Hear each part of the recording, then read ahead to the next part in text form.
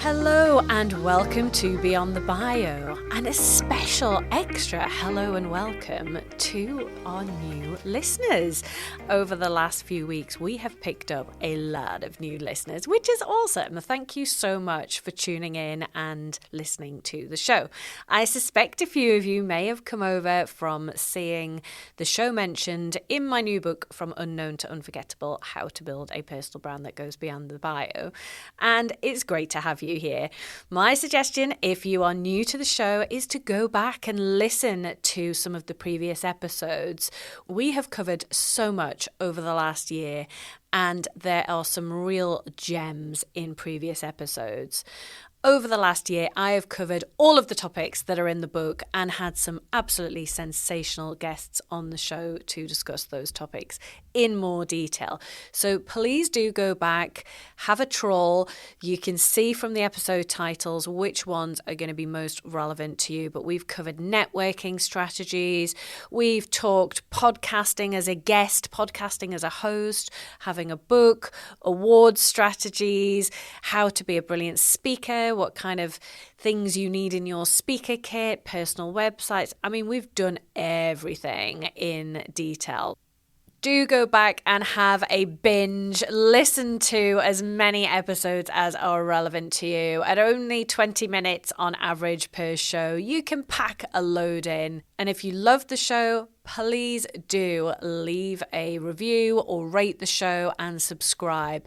The impact of people leaving reviews and subscribing is mega, and I would appreciate it very much. This week, I am talking all about board roles. This is a topic that seems to go down really well with the audience, both with the book and with the podcast. People are interested in how they can become a non-executive director or maybe a trustee with a charity. And it's not something that we typically think of when we think about personal branding. So this is definitely a bit of a unique take on personal branding. I've certainly found the benefits of being a non-executive director and a trustee to be massive in terms of profile, although that's never been my intention when I've taken those roles on, but it has been an unexpected and very welcome benefit. As this is such a hot topic, I thought it would be a brilliant opportunity to bring James Cars on the show and talk to us about it in more detail. James is the founder and CEO of Castle Peak Group, an executive search firm with a difference. With over 20 years in executive recruitment across the UK, Asia and North America, James has always challenged the norm. His journey began in the Northeast, where he stood up for a friend facing racial prejudice, and this experience sparked a lifelong commitment to challenging inequality. After making his mark with top firms in London and leading teams in Hong Kong, James returned to the UK with a mission. And in January 2024, he founded Castle Peak Group to offer executive search services that genuinely prioritise diversity, inclusion and ethical leadership. But James isn't just a top corporate scout. He is dedicated to building more inclusive workplaces and mentoring future leaders. I've got an excellent opportunity now to pick James's brains on all things board roles. So let's get stuck in. James, one of the chapters in my new book is all about getting a non-executive director or trustee role. And actually, it's the chapter that I've had the most feedback about because people weren't expecting that chapter in the book, but it's a subject and a topic that people are really, really into. Are you seeing that out in the marketplace in terms of people wanting these roles? Definitely. I think it's something, it comes up time and time again, and there's a variety of different reasons behind it. A lot of people, they get to a certain point in their career where they want to give back. They've built up a tremendous list of skills and abilities and perhaps experience within one particular sector, and they think, how could I apply that in a different way that might help another type of organisation, whether it's a charity or something that relies within the third sector. That's really important. A lot of people now see it as part of their career progression as well, on how they can develop new skills that might get them a place at the boardroom, if you like, or a seat at the table. And I think that's a really important part of it, is the learning experience. It isn't just the giving back that comes from it. I myself did it about 3 or 4 years ago when I was in the midst of recruiting these types of roles. I realised that, I was a director in the organisation I worked for, but I hadn't done an NED role. So I got the opportunity with a client that I'd done some recruitment for to take on one of those roles. And it was a tremendous learning experience for me as well to experience that. So I think there's a great range of benefits that come from it from both sides that can hugely benefit both the person doing it, the organisation, and also the employer where the person's working at the moment, because they will get the benefit of those skills. So it comes up a lot, and it's not necessarily at the end of people's careers as it used to be. With the impact of more diversity and things coming through, we're actually seeing younger people doing it as well, and often there can be board entry trustee programs for things like that, and I think that's brilliant. I think that's so interesting, and it's something that I have been telling people a lot lately around get on a board that's not your own. And we were having a conversation earlier, weren't we, about the fact that, when I go to a SmartWorks board meeting, so SmartWorks, if you've not heard me talk about it before, is the charity that I chair and sit on the board of. But with SmartWorks, whenever I have a board meeting, I am so fired up by the energy of the rest of the board, because they all come from different backgrounds and different businesses.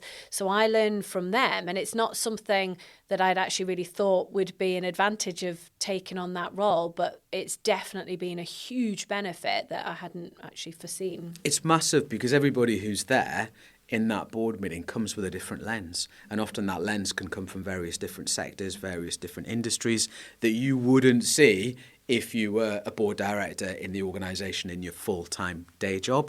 So to get that kind of experience and then be able to see that you can apply that in different ways as well and take that away and bring that together, I think it's huge. And the benefits from it are, there's a long pathway behind that. And I think that, we're starting to see now more organisations as well that are actually promoting their staff or encouraging them to take up those roles. So often I've had conversations with, potential candidates that have said, my chief exec has suggested that I do this. And I think that's brilliant as well when the company gets behind it and can see the benefit of it. So it can come from both ways. It can come from that person who, wants to get that experience, or it could be their organisation that values it as well and can see, giving up their time to do it. And also, of course, you have the other pool of people who are planning and thinking about, a later career on how that could look, and that could be made up of paid board appointment roles, and sometimes that will start in the trustee element as well and then build from there. So what about people that are earlier on in their careers? Because sometimes it's easier, isn't it, once you've had a few of these under your belt to then find some, especially when people are looking at having a portfolio career or wanting paid opportunities, because there's a mix of paid and unpaid ones. So what about when people have no experience in this non-exec trustee space? How do they get their first role? It's a good question. Well, I think networking is huge. Yeah, so the first thing they need to know or would value from getting a picture of is look at the types of individuals that maybe work in their own organisation at the moment who do those types of roles. So start to engage in conversations, try and find out about their journey on how they've come through it, and then really build up a picture of what they want. It's a huge open world when we talk about trustee, board members, NEDs, school governors, college, university, all committee members. There's many, many different entry points for this. So it's really started to think, what do you really want?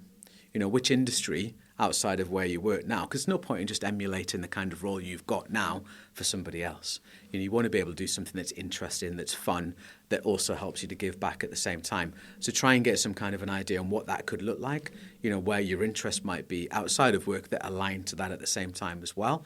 And then also, everyone will have a specialism within their role, whether that's finance or IT or marketing, or it could be something very specific if they're working within a niche sector. So it's where that might be valued outside as well. And I think once you can build up that picture and try to map it out a little bit first, then it becomes far easier to think, right, where do I start with that? Yeah, great advice. So it's thinking about what skills do you have that are transferable into a different organisation. Definitely. And what do you want to do? Because it's got to be something, you're giving up your time to do that, so it should be something you really feel really passionate about, something that's got some meaning to you, because when you go to those board meetings, you're going to contribute as well as learn. And listen, definitely, you're going to bring your perspective, and that could be learned perspective. So as you said, it might not be that you've got the the working experience within that area, but everybody's got life experience. And we put that life experience across in our day job, but particularly in a board, sharing life experience, because often that's setting strategy, for customers, for clients, etc. That's really important. You just touched on something briefly there around, it's got to be something that you want to do. And I suppose this is more a reflection maybe rather than a question, but being able to demonstrate why you want to support that organisation is almost, if not as important as the skills that you're bringing, I think, because especially when it's in a voluntary capacity, you've got to really want to do that. Otherwise it becomes such a chore, doesn't it? I've had people through my board at SmartWorks where they've not stayed for very long and perhaps it's been that they haven't loved it enough to want to give up that time. Right. So you've got to be really aware of what it is that you're signing up to and what your commitment is. I would agree. And want to do it. It simply boils down to what does it mean for you? And you've got to interview for these roles, right? And that will be one of the first questions you're going to get asked. Why did you apply for this?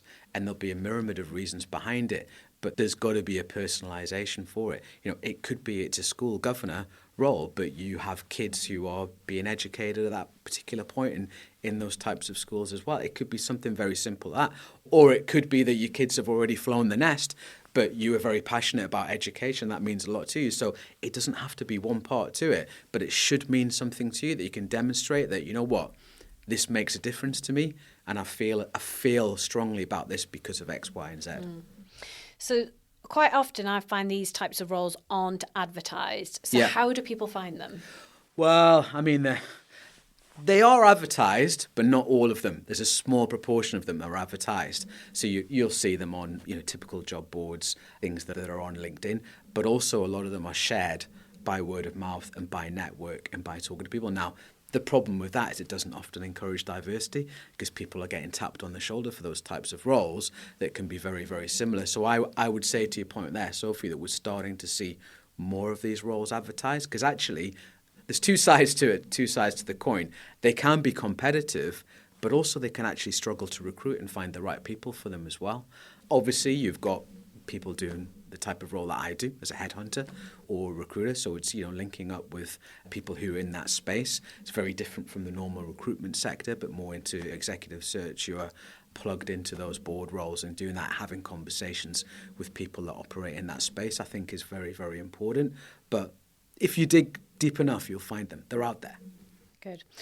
What do people need to have on their LinkedIn profiles or CVs to stand the best chance of snaring these jobs? What kinds of things are you looking for as a headhunter? When I look at a CV or a LinkedIn profile, I suppose it's the headlines that jump out straight away in terms of you would, of course, immediately be drawn to their working experience, the types of organisations they've worked for, who they are. We can't deny that this is one of the most important things. But then also, of course, we'll look at a profile. So that opening profile could be a paragraph on the CV, or it could be something on the front of the LinkedIn page that just really tells you a bit more of a person. It brings that chronological work history to life. So it tells you a little bit more about what you're looking to do as well, what interests you. So the human side to it, which I think is very, very important.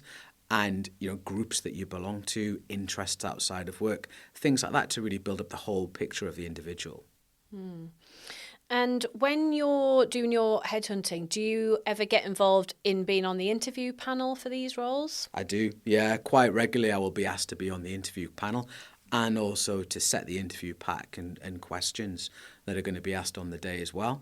And it can be from both sides. Sometimes I'll be an independent sort of passive member of that panel, or other times I'll be asked to ask questions and play part in it as well, and that's very interesting to do that. So I bet you've seen quite a few of these interviews. Can you give us an example of someone who is a standout candidate where we can pick off some of the things that you saw in that interview that can help the listeners to emulate when they go for interviews themselves? Definitely, I think, and I don't mean to use this word because it is used a lot, but authenticity. It's someone, first of all, who's absolutely being themselves when we go in there. And we all know, we've all interviewed people, some people are just good at interviewing, right? And also that doesn't necessarily mean they're the best at doing the job. So you'd have experienced interview panels and they know that as well. And also part of my role is to advise them around that. But I think when you get somebody who captives the room, can get everybody's attention. And you can see it in people's faces when they start to listen as well. They don't get those prescriptive answers to questions, even if they may be structured questions. You can see somebody's thinking about their answer they're going to say, and they're reflective around it. It's interesting with NED roles, because often the candidates who are going for them actually don't have a lot of interview experience, especially if they're a little bit later in their career. They may not have had that many interviews for roles, and they can be quite nervous. So I think there's a preparation and a coaching side around that. So some people who are in very high-powered, prominent roles can go for an interview for one of these roles and be really simply from lack of interview experience. So that's been an interesting observation that I've seen. And what's your top tip for someone that is nervous that might have an interview coming up? Practice. Absolutely, interview practice. There's no point in reading about interviews on the internet, so I'll do some mock interviews with some candidates that I work with if I pick that up, if I think that might be an issue to go through, because the more you put yourself into that experience, you sharpen your game and you get better, and you get used to being in that environment. And I've never been part of a panel where it's been an aggressive interview or trying to catch somebody out, but it can be daunting walking into that room when you've got sometimes up to 8 people on the other side of the table that you don't know, that are asking you various different questions coming from different angles. If you're not used to that and you haven't been in that environment before, of course that's going to be scary, and that's absolutely understandable. So when I'm working with clients that I work with, I'll actually assess how much interview experience they've had and advise that panel beforehand, because it would be unfair to make an assessment of that candidate based on somebody else who's had lots and lots of interviews. But definitely, it sounds really simple, and it is simple, but being yourself, speaking from the heart, is really, really important. And I think trying to get that across, and going back to what we said before, Sophie, on, why are you here? Are you just here because you think it's a good idea and one of your mates got an NED role and you quite fancy one too to put it on your CV? Because that's going to come out really quickly during the interview. I agree. Or is this something that means something to you? Tell them why it means something to you. Get that across. And then also, it's features and benefits, isn't it? Typical selling. But an interview is about selling yourself. Make sure you get across your skills that you have and what you can do. And also the other one, it's really important, and people often miss, remember, being an NED is very different from being an executive. You there? Yeah. And it's important that people have done enough research to understand the difference between those roles, because that would need to come out in some of those interview questions, wouldn't Absolutely. So you're keeping your hands out. Yeah, you're there, your nose is in, but your hands are out. You're there to provide guidance. You're there not to actually physically do the work or get involved in the work. And sometimes people can misunderstand the difference between that. And they're the conversations you should be having beforehand with people who are doing these roles, doing your due diligence, doing your research to find out what really makes an effective board member, because it is different. It is. So if you're on one of these interview panels of 8 and you've got the candidate there, that bit at the end of the interview when you're asking them if they've got any questions for you, what questions do you think candidates should be asking of the interview panel in interviews for these types of roles? Oh, that's great. The one I really like, it's a simple, straightforward one, is to ask them what they're looking for and what's really, really important in this role. Or to say to the panel, to flip it back, because that is your opportunity to flip it back. But it's also say, when you're assessing the candidates you've met today, what's going to be important I like that one. One of my faves that I like is, again, flipping it back, but in a slightly different way. I like yours. I think yours is good, because everyone likes talking about themselves, don't they? So true. I think it's a really good idea. So say in our imaginary scenario, it's a charity and they're picking a new trustee, and say there's 4 or 5 of them on this panel. If I was the candidate, what I'd be advising the candidate is ask them how long they've been on the board and what they enjoy about it. Because I think that what you see from that is you'll see in their face if they're genuine and they're authentic and whether they like it. And it'll bring them to life. And I think that gives you as a candidate a feel for whether it might be a good fit. And they'll love it because they get to chat about themselves for 5 minutes or whatever. But that's one of my favourites. But I like yours as well. Yeah, no, I like yours. I think that's good. And I think conversely, you could also ask them what they don't like. Yeah. what they like and what the challenges are. But I think both is good. But, you know, you want to hear what the rough side of it is, along with the smooth side. It's more realistic, isn't it? And I think especially in that world where it's a voluntary role, it's usually, you know, understanding that time commitment in detail, because that's the bit that tends to be where people fall down in, that they just can't commit the time. So it's good to... They do. And I think with that, it's really important for any organisation that's thinking about hiring a trustee to really be as on point as you can with that on setting the expectations, because when it's vague, it doesn't work out. And the last thing you want to do is hire somebody who's great, who then can't cope with that time commitment. It's better that you find out during the interviewing process and you've had a great conversation and it's not going to work from a time, rather than being a little bit vague and then in fact it's, you know, 5 times the amount of time that's expected than would have been, because that's going to end in disaster. Completely. Totally agree.